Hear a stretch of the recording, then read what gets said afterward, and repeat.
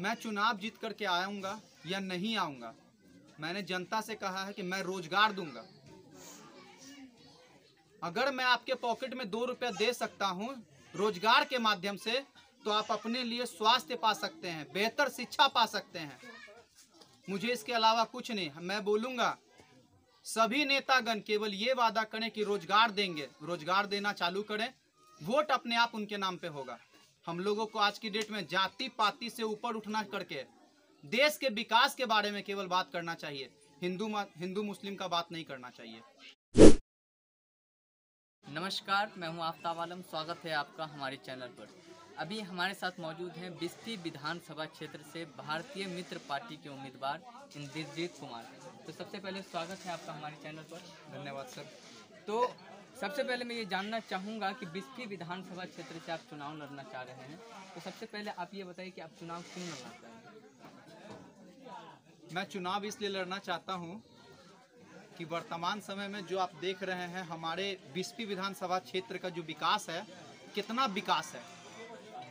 जहां मैं आज खड़ा हूं, जरा उस रोड का आप नज़ारा देखिए। 10 साल से एक ही आदमी वर्तमान समय में यहाँ के विधायक हैं, उससे पहले भी कंटिन्यू 10 साल थे। मैं बोलता हूँ आज की डेट में मैं इस गांव में आया हूँ तो सुन रहा हूँ कि रोड में हाथ लगा हुआ है। मेरा कहना है मैं आज से 10 साल पहले 5 साल पहले ही रोड में हाथ क्यों नहीं लगा। अगर किसी चीज़ को आपको सुधारना था तो जब चुनाव के समय में आप जब आते हैं तो चुनाव के समय तो आप दौड़ा करते हैं, सभी जगह दौड़ दौड़ घूम घूम करके आप वोट मांगते हैं किसी से। उस समय तो आपको विशेष करके दिख जाता है ना, क्या रोड की स्थिति है, क्या गांव की स्थिति है, क्या वहां रहने वाले लोगों की स्थिति है। उस समय तो जरूर पता चल जाता है। आज अगर मैं इस गांव में आया हूं तो मैं आज की डेट में तो देख रहा हूं कि गांव की क्या स्थिति है। जिस चीज़ को हम आज की डेट में तुरंत देख रहे हैं उस चीज़ पे तो क्विक एक्शन होना चाहिए हम लोग का। लेकिन आज की डेट में वर्तमान समय में अभी हाथ लगा है चुनाव के मौसम में, चुनावी प्रलोभन देने के लिए। केवल हम इस राजनीति को आज से पहले या मेरे साथ मेरे स्टूडेंट, मेरे लाइफ में जो भी रहने वाले हैं, मेरे नौजवान जितने साथी हैं, सब इस गंदगी को चाहते हैं कि दूर हटाएं, लेकिन कोई गंदगी हटाने के लिए इस बीच में नहीं आता। मैं अपने बाबूजी की बदौलत, श्री धनेश्वर महतो जी की बदौलत इस फील्ड में आया हूं और इस गंदगी को दूर करके ही रहूंगा। जिस प्रकार से आप देख रहे हैं कि यहाँ स्वास्थ्य के मामले में, और जैसा कि आपने देखा होगा कि बिस्फी के विधायक डॉक्टर फैयाज अहमद ने ये कहा था कि यहाँ 12 APSC सेंटर खुले हैं और उन्होंने विकास का दावा पेश किया था। तो आप उनके विकास के दावे को किस प्रकार से देखते हैं? मैं तो सर आपसे पहले भी बोला कि विकास, सब आदमी अपना विकास कर रहे हैं आज की डेट में, जनता का विकास नहीं कर रहे हैं। जिस दिन जो आदमी जनता का विकास कर देंगे उस समय उनको 5वें साल में यहाँ नहीं आना पड़ेगा, उनको वो अपने घर में सोए रहेंगे और उनके नाम पे उनको वोट मिलेगा। अगर कोई आदमी 5 साल मेहनत कर देता है, उनको कभी 5वें साल में कभी रोड पे आने की जरूरत नहीं पड़ेगी। आज की डेट में सब नेता, सारे नेता, कोई भी नेतागण हो, केवल और केवल चुनाव के समय में यहाँ नजर आते हैं। क्यों? क्योंकि उन्होंने 4 साल कोई काम नहीं किया। इस कारण मैं आज की डेट में आपसे बोलूँगा, सीधा मैं आपसे बोलूँगा, आप केवल इस रोड को दिखाइए एक बार, जहाँ हम लोग खड़े हैं उस रोड की स्थिति को देखिए। कल हम लोग चंदसेनपुर गए थे, उस गांव की स्थिति को देखिए आप। रोड के नाम पे कुछ भी नहीं है। चंदसेनपुर वहीं के तो विधायक है डॉक्टर फैयाज अहमद का, वो तो ठीक है, प्रॉपर घर है उनका, मैं इस बात से आपको मना नहीं करूंगा कि प्रॉपर घर नहीं है, लेकिन जरा उस रोड की स्थिति को आप जाके देखिए। 2 किलोमीटर लंबा रोड है, मात्र 2 किलोमीटर 2.5 किलोमीटर। मैं तो बोलता हूँ कि उनका नाखून के बराबर भी नहीं होगा उनके लिए वो खर्च। और उनका कहने का मतलब है कि अपने गांव का भी विकास नहीं हो पाया, केवल उनका अपना विकास हुआ है। मैं नहीं बोलूँगा, सारा मीडिया सब कुछ दिखाता है आज की डेट में। जब हम अपना बायोडाटा देते हैं चुनाव आयोग को, उसमें भी सब कुछ दिखता है। अच्छा, एक बात बताइए, जब भारतीय मित्र पार्टी के उम्मीदवार अगर चुनाव जीत करके आते हैं तो युवाओं के लिए, स्वास्थ्य व्यवस्था के लिए क्या काम करेंगे? मैं चुनाव जीत करके आऊँगा या नहीं आऊँगा, मैंने जनता से कहा है कि मैं रोजगार दूंगा। अगर मैं आपके पॉकेट में 2 रुपया दे सकता हूँ रोजगार के माध्यम से, तो आप अपने लिए स्वास्थ्य पा सकते हैं, बेहतर शिक्षा पा सकते हैं। मुझे इसके अलावा कुछ नहीं। मैं बोलूँगा सभी नेतागण केवल ये वादा करें कि रोजगार देंगे, रोजगार देना चालू करें, वोट अपने आप उनके नाम पे होगा। हम लोगों को आज की डेट में जाति पाति से ऊपर उठना करके देश के विकास के बारे में केवल बात करना चाहिए। हिंदू मुस्लिम का बात नहीं करना चाहिए। हम लोग को राष्ट्र को एक बनाना चाहिए। हम भारतीय पहले हैं, बिहारी बाद में हैं। हम पहले भारतीय हैं। इस बात को हम लोग को सबको एक गांठ बांध देना चाहिए। नेता प्रतिपक्ष तेजस्वी यादव ये कह रहे हैं कि अगर हमारी सरकार आती है तो पहले कैबिनेट में हम 10 लाख रोजगार देंगे, तो उस विषय पे आप क्या कहेंगे? सर, मैंने कहा आपसे कि वो भी आज नहीं, लालू जी के जंगल राज से सब कोई वाकिफ हैं। मैं किसी के बारे में कोई आपसे गलत नहीं बोलूँगा। उनको भी मौका मिला, कल किसी और को भी मौका मिला।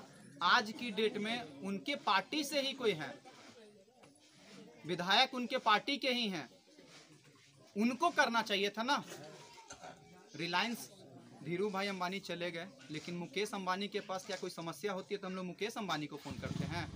नहीं, उनके सर्विस सेंटर को फ़ोन करते हैं, कॉल सर्विस सेंटर को फ़ोन करते हैं। उसी तरह हम लोग के जनता से जुड़ने के लिए वहाँ के विधायक हैं, हम लोगों को उनसे जुड़ना चाहिए। यहाँ के विधायक के लिए भी एक आरोप लगता रहता है कि हमारे जब भी विधायक को जब भी कोई संपर्क करने का प्रयास करते हैं तो उनसे संपर्क नहीं हो पाता है। तो कभी विपक्ष में रहकर आप लोग मतलब विधायक से जनता के लिए कोई ऐसी काम करवाने के लिए मांग किए होंगे? हम लोग का बहुत सारा मुद्दा है जिसके लिए हम लोगों ने कारगिल चौक पे भी काम किया, हमेशा न्यूज़ में भी देते रहे। हम लोगों ने अभी तमाम गाँववासी से वादा किए हैं कि हम जीते या हारे आपका यह रोड बन करके रहेगा।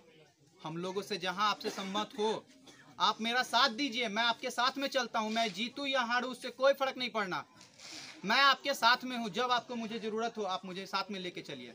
हम लोगों ने जनता से वादा किया है कि मैं जीतूं या हारूं प्रत्येक 15 दिन पे जनता दरबार दूंगा आपको, ताकि जनता से, गाँव के लोगों से मेरा डायरेक्ट फेस टू फेस बातचीत हो। मैं गाँव की समस्याओं को अगर नहीं जानूंगा तो मैं कैसे जान पाऊंगा किसी काम को? मैं अपने ऑफिस में बैठ के क्या गांव की समस्या को जान लूंगा? मैं रोड पे नहीं चलूंगा तो रोड की स्थिति को जानूंगा कैसे? आज के नेता जहां भी जाते हैं उनके पीछे 4 आगे पीछे गाड़ियां जाती है, काफिला जाता है, रोड साइड हो जाता है पूरा। मैं बोलता हूं उसकी जरूरत नहीं है, सिंगल चल के दिखाइए, तब जाने कि कोई नेता अच्छे नेता हैं। अगर आप अच्छे कर्म करेंगे तो भगवान आपके साथ में है, किसी को कभी डर नहीं। मौत जब आनी है तो सबको एक टाइम आएगा। बिस्टी विधानसभा क्षेत्र एक ऐसा क्षेत्र है, खास करके अभी जहाँ पे हम खड़े हैं वो भी एक ऐसा क्षेत्र है, हर साल लगभग बाढ़ की त्रासदी झेलता है बिस्टी विधानसभा क्षेत्र खास करके। तो इसको लेकर के अभी तक भी कोई कठोर कदम नहीं उठाए गए। अगर आप चुन कर के आते हैं तो इसके लिए क्या कदम? मैं बोलूँगा नहीं आपसे, लेकिन एक बात ज़रूर कहूँगा, मैं बोलने में विश्वास नहीं करता। मैं खुद एक बिजनेसमैन हूँ, कर्म करने में विश्वास करता हूँ और कर्म से ही सब कुछ होता है। कोई भी काम अच्छा करेंगे फल मीठा ही लगेगा। क्या बिहार के लिए बाढ़ बहुत बड़ी समस्या है? क्या बहुत बड़ी समस्या है? आप ज़रा सोच के देखिए। एक बार केवल हमारे राज्य के मुख्यमंत्री हैं, विधानसभा हैं, उनके बीच में केवल एक बार ये मुद्दा निकल जाए कि हम लोगों को केवल और केवल एक बार, दोबारा नहीं, एक बार 243 आदमी को मिल करके इस समस्या का निदान निकाल लेना है। एक बार में क्या बोलते हैं, उतना छोड़ दीजिए, 10 विधायक अगर खड़े हो जाएं तो अपने फंड से पूरा जितना दूर आप देख रहे हैं सबका निर्माण कर सकते हैं, लेकिन कोई नहीं। चलिए, बहुत बहुत धन्यवाद अपनी बात बेबाकी से रखने के लिए। ये थे भारतीय मित्र पार्टी के उम्मीदवार इंद्रजीत कुमार जी। आप हमारे साथ बने रहेंगे, हम आपको इसी तरीके से सच का आईना दिखाते रहेंगे। फिर मिलते हैं हम आपसे अगली वीडियो में। सरकारी संस्थान से BCA तथा BBA करने वाले छात्रों के लिए आवश्यक सूचना। जी हां, जो छात्र CM कॉलेज दरभंगा में BCA तथा BBA में एडमिशन कराना चाहते हैं, एडमिशन के लिए आवेदन तिथि निकाली जा चुकी है।